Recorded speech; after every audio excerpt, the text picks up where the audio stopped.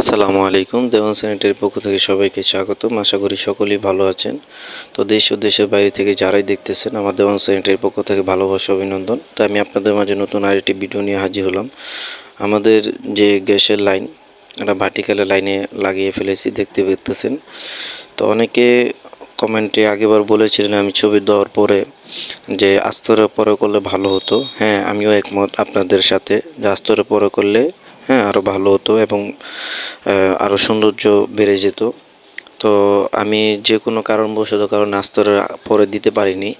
আমাদের যে ভবন মহাজন আছে উনি খুব শর্ট সময় উনি বিদেশ চলে যাবে, বাইরে চলে যাবে, এই জন্য আমরা আস্তরের পরে দিতে পারিনি। কাজটা খুব দ্রুতভাবে উঠতেছে, এই জন্য আস্তরের পরে দিতে পারিনি। যে যারাই কমেন্টে বলছেন যে আস্তরের পরে দিলে ভালো হতো, অবশ্যই আশা করি বুঝতে পারছেন যে কী কারণে আস্তরের আগে দেওয়া হয়েছে। তো আমাদের লাইনগুলো কীরকম হয়েছে সবাই কমেন্টের মাধ্যমে বলবেন। আর ভিডিও যদি ভালো লেগে থাকে অবশ্যই লাইক কমেন্ট শেয়ার করে দিবেন। এ বলে ভিডিও শেষ করতেছি। আসসালামু আলাইকুম ওয়া রাহমাতুল্লাহি ওয়া বারাকাতুহু।